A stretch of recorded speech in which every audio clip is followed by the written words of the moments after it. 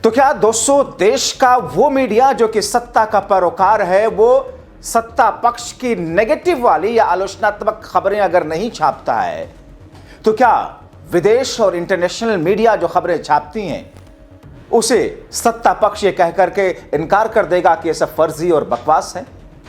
आखिर क्यों बीजेपी के ही एक बड़े कद्दावर तजुर्बेकार नेता और सांसद ने कहा कि साहब मोदी शाह को चाहिए कि एक इमरजेंसी मीटिंग बुलाएं, पार्टी को बचा लें, वरना आने वाली स्थिति से निपट नहीं पाएंगे। आखिर अमेरिका में बीजेपी के वो कौन कौन से नेता और मंत्री हैं और देश के कौन से उद्योगपति हैं जिनकी फोटो छपने जा रही है, और एक ऐसे स्कैंडल में जिस स्कैंडल के सामने आने के बाद में जाहिर तौर पर जो स्थिति उत्पन्न होगी उस पर जनता थू थू करेगी।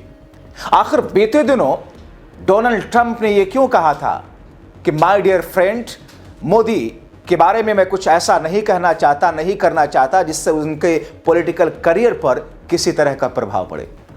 दोस्तों, विस्तार से आपको सब कुछ बताते हैं, चंद मिनट मेरे साथ बने रहें क्योंकि खबर बेहद संवेदनशील है। मैं कोई ऐसी बात नहीं करना चाहता जिसको लेकर के कोई ऑफेंस हो या जिसको लेकर के किसी को कुछ खराब लगे। बिना प्रमाण के, बिना तथ्यों के जो स्थिति इस वक्त है वही हूबहू आपके सामने रखता हूं।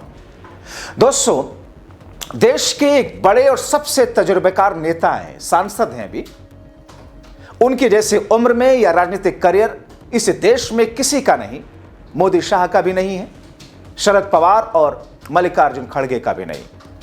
दोस्तों, जिनके बारे में यह कहा जाता है कि वो जो बोलते हैं उसके पीछे उनके पास में पक्की इंफॉर्मेशन होती है और वो जो कहते हैं उसको लेकर के कोई भी उन्हें चैलेंज नहीं कर सकता है और ना ही आज तक किसी ने चैलेंज किया।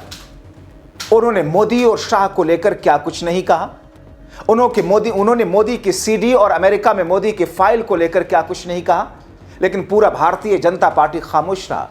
और इत्तेफाक देखिए कि वो खुद भारतीय जनता पार्टी के सांसद हैं। बीजेपी का आईटी सेल खामोश रहा, बीजेपी के ट्रोल्स खामोश रहे, किसी ने उनका ना तो विरोध किया, ना ही उनके ऊपर कोई कटाक्ष किया, ना ही उनकी बातों का खंडन किया।